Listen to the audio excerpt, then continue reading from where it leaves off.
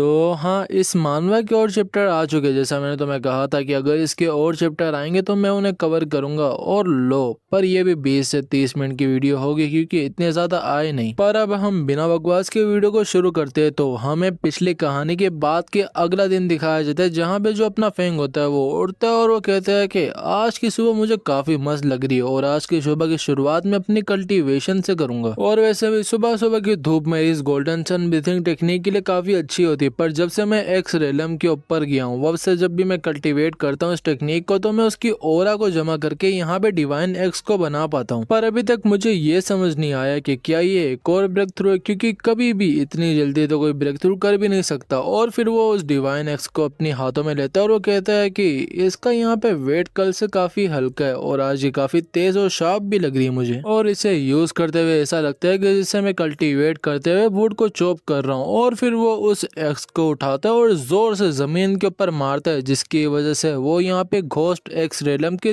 2 stage पे चले जाता है, या 2 स्टार कह लो इसमें जो लिखा है वैसे। और फेंग भी कहता है कि यहाँ पे मेरी जो कल्टीवेशन की प्रोग्रेस है वो काफी जल्दी हो रही है, क्योंकि मैं काफी जल्दी 2 स्टार पे आ जाऊंगा। पर अब मुझे आराम आराम से स्टेप बाय स्टेप अपना लेवल अप करना पड़ेगा, क्योंकि मैंने चीजों को सीखना भी है। पर पहले मुझे यहाँ पे कोई ढंग की जगह ढूंढनी पड़ेगी जहाँ पे मैं जाके कल्टीवेट कर पाऊँ, क्योंकि अगर यहाँ पे करा तो तहस महस हो जाएगा सब कुछ। और इस बार उसने अपनी वो सोर्ड भी मंगवा ली होती, जो पीछे तुम पार्सल देखोगे उसके अंदर है। और फिर हमें एसोसिएशन ऑफिस दिखाया जाता है, जहाँ पे जो चीफ होता है वो बैठ के कह रहा होता है कि तो वापस सोलर एनर्जी की फ्लक्चुएशन को डिटेक्ट किया गया है। और फिर हमें फेंग को दिखाया जाता है, जो कि झील के किनारे अपनी सोर्ड को लिए बैठा होता है और वो अपने कोड पॉइंट को यूज करके जो उसकी यांग के एट्रीब्यूट होते हैं वो अपने आइटम के अंदर डालने लगते हैं। और वो हमें इसी के साथ बता रहा होता है कि जब पिछली बार ये मैंने एक आर्म से सोर्ड पे करने का ट्राई किया था तो वो बिल्कुल पिघल गई थी, क्योंकि वो इसे हैंडल ही नहीं कर सकती थी। पर इस बार मुझे लग रहा है कि ये वेपन कर लेगा, क्योंकि मैं अब फील कर पा रहा हूँ इस वेपन की एनर्जी और अपनी बॉडी की रियल एनर्जी को एक साथ होता हुआ। और जो सिस्टम होता है वो भी कहता है कि जो आपकी कोडिंग है वो सक्सीड हो चुकी है। और ये देखकर फेंग कहता है कि ये तो अच्छा हुआ, पर चलो इस वेपन को एक बार ट्राई किया जाए। और फिर वो उसके डबल स्लैश को यूज करता है और उसे देख वो खुद ही हैरान हो जाता है, क्योंकि उसका वहां पे एक्सप्लोजन ही इतना बड़ा होता है। और वापस से वो एक और अटैक को यूज करता है, जिसकी वहां पे तबाही भी काफी ज्यादा होती है। और ये देख के फेंग भी कहता है कि इसकी पावर तो यहाँ पे काफी ज्यादा है, पर शायद से इस स्मोक की वजह से कोई मुझे नोटिस कर ले तो मुझे यहाँ से निकलना पड़ेगा। और उसके जाने के कुछ देर बाद जो मी होती वो भी वहां से जा रही होती, ये कहते हुए कि मुझे जल्दी से जाके अपना कूपन रिडीम करना पड़ेगा, क्योंकि मैं मिल्क ट्री को मिस नहीं करना चाहती। पर एक मिनट, ये सब यहाँ पे क्या चल रहा है? और क्या ये उसी लड़के ने किया? अगर उसने किया तो मेरी मिल्क ट्री यहाँ पे गई, और जब से वो मेरी जिंदगी के अंदर आए वब से मेरे साथ यहाँ पे कुछ अच्छा नहीं चल रहा। पर एक मिनट,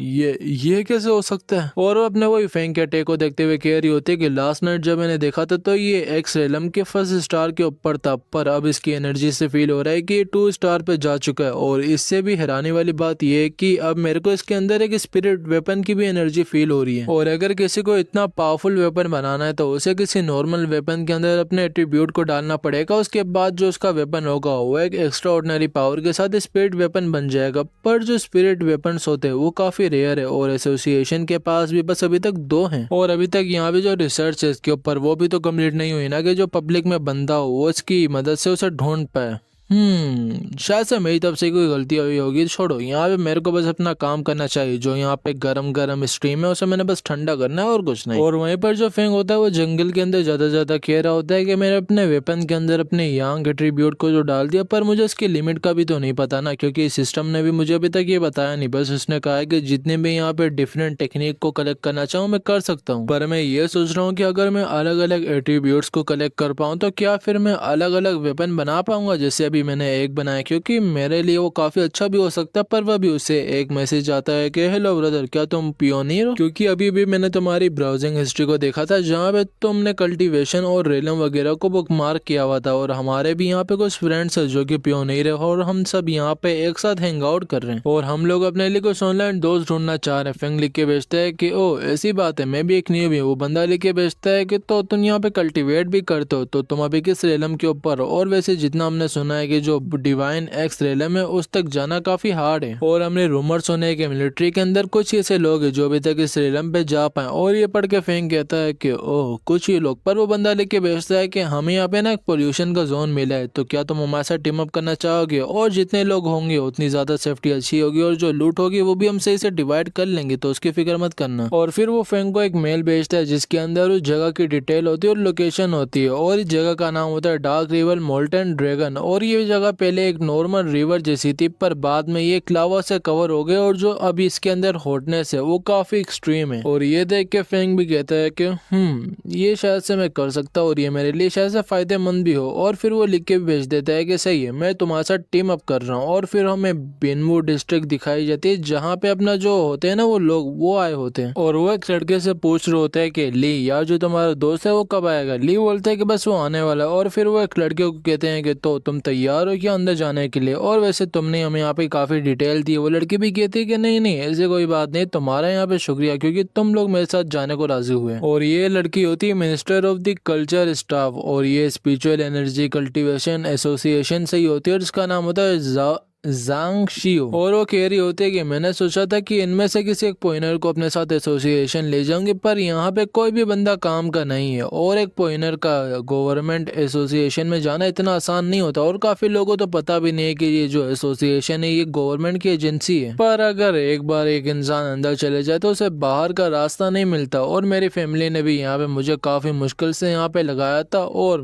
मेरे से इन लोगों ने जालमों ने काफी ओवर टाइम काम भी कराया। पर वह भी ली जो होता है शायद से ली है, वो कहता है कि वो देखो फेंग आ गया। फेंग भी कहता है कि तो मेरा नाम है फेंग और तुम सब कैसे हो। और जो शी होती है उसे देख के कहती है कि तो यही वो लड़का है जो कि एक्स रेलम 2 स्टार के ऊपर है, और जो उसकी ओर है वो तो मुझे सही से स्ट्रॉन्ग दिख रही है, पर जो उसका प्रेशर है वो इतना स्ट्रॉन्ग नहीं है, पता नहीं क्यों। पर वो उन्हें कहते हैं कि तो सब आ चुके, तो अब हम सब एक साथ अंदर जाते हैं। और जब वो लोग अंदर जा रहे होते तो सब यही बातें कर रहे होते हैं कि संभल के चलना, यहाँ पे जो ऊपर के पत्थर है वो तुम्हारे ऊपर गिर सकते हैं क्योंकि ये केव है जो कि काफी पुरानी है। पर फेंग सोच रहा होता है कि मैं आखिर में आया, पर सब ने मुझे ही आगे घसीटा हुआ है, क्या ये मुझे बलि का बकरा बनाना चाह रहे हैं। पर शायद से हो सकता है कि ये मुझ पे यकीन करते हो। पर वो लोग लावा के भी नजदीक आ जाते हैं और ये देख के वो सब काफी डर जाते हैं, मतलब कांपने लगते हैं वो सब। और साले पोल्यूशन जोन को यहाँ पे प्यूरिफाई करने आए, पर इनकी खुद ही कांपे टांग रही है। पर जो फेंग होता है वो आगे बढ़ने लगता है और उसे वो लोग रोक रहे होते हैं, पर फेंग सुनता नहीं और वो सीधा जाके लावा के अंदर कूद जाता है। और फिर वो अपने उसी जोन को प्यूरिफाई करना स्टार्ट करता है। सिस्टम में नोटिफिकेशन देता है कि जो सिस्टम है उसने डिटेक्ट कर लिया यहाँ पे इनर फ्लेम को, और अब वो उसे एनालाइज भी कर रहा है और सब कुछ अभी प्रोसेस के अंदर है। पर अभी उसकी जो न्यू टेक्निक होती है वो भी अनलॉक हो जाती है जिसका नाम होता है क्रिम्सन फ्लेम ब्लेड। और जो अपना फेंग होता है वो भी लावा के अंदर से अपना हाथ निकालता है और अपनी सोर्ड को पकड़ के कहता है कि तो जो टांग ब्लेड है वो भी यहाँ पे परफेक्टली तैयार हो चुकी है और अभी एक न्यू टेक्निक की एट्रीब्यूट को एब्जॉर्ब करने लगी है। और फेंग को देख के वो सब कहते हैं कि फेंग तो यहाँ पे ठीक है, और जो उसका वेपन है उसने यहाँ पे सारा लावा और पावर को एब्जॉर्ब कर लिया है, और जो उसका वेपन होता है वो सच में इस बार डेडली बना होता है। उनमें से एक बंदा कहता है कि तो जो यहाँ की एयर है वो काफी ठीक हो चुकी है और स्पिरिचुअल एनर्जी भी काफी स्टेबलाइज हो चुकी है, तो अब हम यहाँ पे कल्टीवेट कर सकते हो। और जो ली होता है वो भी कहता है कि हाँ अब मैं यहाँ पे फील कर पा रहा हूँ कि यहाँ की जो एनर्जी है वो काफी चेंज हो चुकी है और अब मैं उसे स्मूथली एब्जॉर्ब भी कर पा रहा हूँ। और जो उसके दूसरे साथी होते हैं वो भी यही कहते हैं, और ये सुन के शियो कहते हैं कि ये तो बहुत अच्छा हुआ, तो तुम सब अपनी कल्टीवेशन के ऊपर प्रैक्टिस करो, तो अब तक मैं जाके ना आसपास नजर रखती हूँ। और जब वो जरा साइड में जाती है तो वो नोटिस करती है कि वहाँ से कुछ और पियोनियर्स आ रहे, पर ये साले हरामी होते हैं क्योंकि वो लोग कहते हैं कि ओहो हो यहाँ पे छोटों की पार्टी चल रही है पर तुम लोगों ने हमें इनवाइट नहीं किया। और ये सुन के शियो कहते हैं कि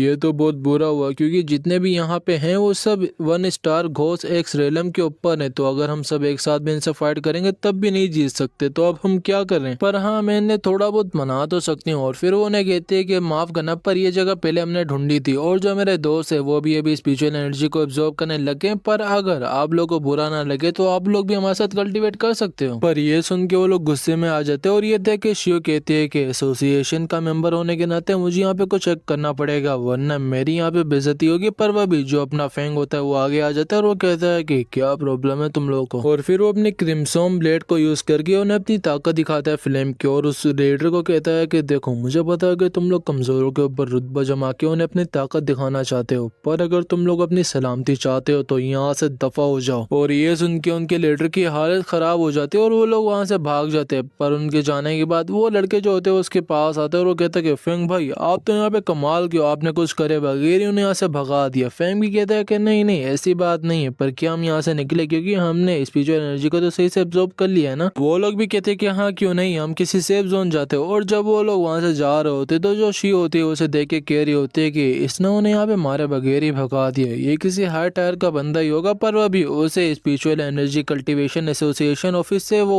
कॉल आ जाती है और वो जो लेडी होती है वो कहती है कि क्या तुमने कहा कि तुम्हें एक और हाई टायर का पियोनियर मिला है। और इसकी ये तेज आवाज सुन के जो उनका ऑफिसर होता है वो भी वहाँ पे आ जाता है और उसे देख के वो कॉल को काट देती है और कहती है कि आपने सुना कि हमारे पास अब दो पियोनियर है हाई टायर के, तो हम कितने लकी हो चुके हैं। वो ऑफिसर कहता है कि ये सब बकवास है, अगर वो लोग यहाँ पे है भी तो उन्हें यहाँ पे मनाना बहुत मुश्किल होगा और वो लोग यहाँ पे काफी पावरफुल भी हैं, तो इसलिए हमारे लिए काफी मसला भी खड़ा हो सकता है। और इसके बाद हमें अगला दिन दिखाया जाता है जहाँ भी जो अपना फेंग होता है वो एक अलग ड्रेस को पहन के घूम रहा होता है और उसकी ये ड्रेस या कॉस्प्ले कह लो, ये देख के वो सब लोग कह रहे होते हैं कि देखो देखो भाई यहाँ पे ये बंदा कितना मैनली दिख रहा है, कितना अल्फा दिख रहा है, कितना सिग्मा दिख रहा है, ऐसा बंदे यहाँ पे काफी कम देखने को मिलते हैं। और ये सुन के फेंग कह रहा होता है कि क्या ही बकवास करे, पर जैसे ही वो अपना फोन खोलता है तो वहाँ पे ये देखता है कि सब लोग इस चीज के बारे में बात कर रहे होते हैं कि अब नोवेल यहाँ पे सच बनने लगी, कल्टीवेशन वगैरह यहाँ पे सब सच होने लग गया और नॉर्मल लोग इसके बारे में बात कर रहे होते हैं। पर ये देख के फेंग कहता है कि मैं उम्मीद करता हूँ कि जो शिव है और जो दूसरे हैं वो मेरे बारे में किसी को बताएंगे नहीं, क्योंकि मैंने कल उन सबके सामने 2000 सेल्सियस वाली अपनी एक टेक्निक को यूज किया था और कल इतनी ज्यादा यंग एनर्जी को यूज करने की वजह से जो मेरी गोल्डन सन ब्रीथिंग टेक्निक है, अगर उसे मैंने एक बार भी यूज किया तो वो मुझे यहाँ पे ब्रेक थ्रू की तरफ पुश कर सकती है। पर चलो इस सब को भूल के हम माउंटेन की तरफ वापस चलते हैं और फिर हमें 5 मिनट बाद का सीन दिखाया जाता है जहाँ पे माउंटेन्स में जो मी होती है वो खुदाई वगैरह कर रही होती है एक गार्डन के अंदर। पर वो भी वो नोटिस करती है कि उसके पीछे से काफी स्ट्रॉन्ग सन की एनर्जी आ रही होती है और ये देख के वो उस एनर्जी की तरफ बढ़ती है और वो कह रही होती है कि ये वही बंदा जिसे अब मैंने किसी भी हाल में पकड़ना है। और वहीं पर जो अपना फेंग होता है वो भी टेक्निक को कल्टीवेट कर रहा होता है और चाचे के यहाँ पे काफी ज्यादा हाथ भी आ रहे होते हैं और सच में यहाँ पे बेडेस भी लग रहा है। और वहीं पर जो मी होती है उसके पास आते हुए कह रही होती है कि मुझे लगता है कि काफी 100 साल से ट्रेनिंग कर रहा होगा छुप छुप के, क्योंकि ये सच में काफी स्ट्रॉन्ग है। और जब मैंने पहली बार यहाँ पे घोस्ट एक्स रेलम के 2 स्टार पे लेवल अप किया था तो उसके प्रेशर की वजह से मेरी हालत काफी खराब हो गई थी और मैं पूरे हफ्ते उड़ भी नहीं पाई थी। पर मैं इसके बारे में बात नहीं करना चाहती। मेरी जैसी एक स्ट्रॉन्ग फिजिक वाले की अगर ऐसी हालत हो सकती है तो ये मॉन्स्टर यहाँ पे कितना पावरफुल होगा। और यहाँ पे साफ दिख रहा है कि आराम से जो डिवाइन एक्स है उसकी स्पिरिचुअल एनर्जी को कंट्रोल कर पा रहा है, उसे शेप दे पा रहा है। और ऐसा ये वह भी कर सकता है जब इसने इस टेक्निक को 100 साल रिफाइन किया हो या इसके पास कोई ऐसा मास्टर हो जो कि एंशिएंट टाइम से और उसने इसे सिखाया। पर एक मिनट, जो डिवाइन एक्स है वो ईस्टर्न डायरेक्शन में मूव करिए, मुझे जल्दी से उसके पास जाना होगा। पर वहीं पर जो अपना फेंग होता है उसका ब्रेक थ्रू पूरा हो जाता है और वो खतरनाक सी एंट्री के साथ नीचे आता है फॉर्म के लो। और इस बार वो घोस्ट एक्स रेलम 2 स्टार कंप्लीट पे गया होता है और जो मी होती है वो अभी उसी जगह पे आ जाती है और वो कहते हैं कि पकड़ लिया। पर वह भी उसके सामने से फेंग गायब हो जाता है और ये देख के वो कहती है कि क्या मैं वापस से लेट हो चुकी, पर नहीं, उसकी यहाँ पे प्रेजेंस अभी मुझे फील हो रही है। और वो कहते हैं कि मुझे पता है कि तुम यहाँ पे ही हो और मैं काफी दिनों से तुम्हारे पीछे भी लगी हुई थी और जो एसोसिएशन है वो तुम्हें इन्वाइट करना चाहती है और मैं एक फायरफ्लायर स्क्वाड के कैप्टन हूँ और एसोसिएशन तुम्हें इसलिए बुलाना चाहती है कि हमें लगता है कि तुम्हारे यहाँ पे कोई बुरा इंटेंशन नहीं है, बस अगर तुम हाँ करो तो सारे डॉक्यूमेंट्स तुम्हारे सामने ला के रख दिए जाएंगे क्योंकि सब कुछ यहाँ पे रेडी है। पर फेंग कहता है कि तुम मुझे इन्वाइट क्यों करवाना चाहती हो, मेरे में ऐसा क्या है। और ये सुन के मी कहती है कि क्यों, क्योंकि जो शिया नेशन है वो तुम्हारे जैसे लोगों ढूंढ रही है और उन सबको एक सही पाथ पे लाना चाहती है, क्योंकि तुम लोग को अचानक से एक पावर मिली जिसे तुम लोग कंट्रोल नहीं कर सकते और इसी वजह से वो तुम्हें रिसोर्सेज और हर चीज प्रोवाइड करेगी जिस चीज की तुम्हें नीड होगी और वो तुम्हें सिखाएंगे भी इस पावर को कैसे कंट्रोल करना है और वो तुम्हें यहाँ पे एक्स्ट्रा प्रोटेक्शन भी देंगे। और ये सुन के फेंग कहता है कि ओ ऐसी बात है, पर फिर भी मैं तुम लोग के ऊपर यकीन नहीं कर सकता। मी कहती है कि अगर तुम मेरे पे यकीन नहीं करते तो तुम मेरी आइडेंटिटी देख सकते हो और शायद से तुम्हें मेरे बारे में पता भी हो। और ये सुन के फेंग कहता है कि ओ अब मुझे याद है, ये काफी अच्छी रनर थी और जो उसकी फिजिकल बॉडी थी वो भी काफी अच्छी थी, तो एसोसिएशन ऐसे पियोनियर्स को ढूंढ रही होगी जिनकी फिजिकल बॉडी काफी अच्छी हो। पर जितना मुझे याद है कि पिछली लाइफ के अंदर जो शिया नेशन थी वो अपने गोल को पाने में बिल्कुल फेल हो गई थी और उसकी वजह से जो पूरी ह्यूमैनिटी थी वो भी खत्म हो चुकी थी। पर अब मुझे सिस्टम मिल चुका और मैं वापस आ चुका हूँ, तो मैं वापस ऐसी गलती नहीं कर सकता और वैसे भी ये सही टाइम भी नहीं है इन्हें ज्वाइन करने का। और फेंग को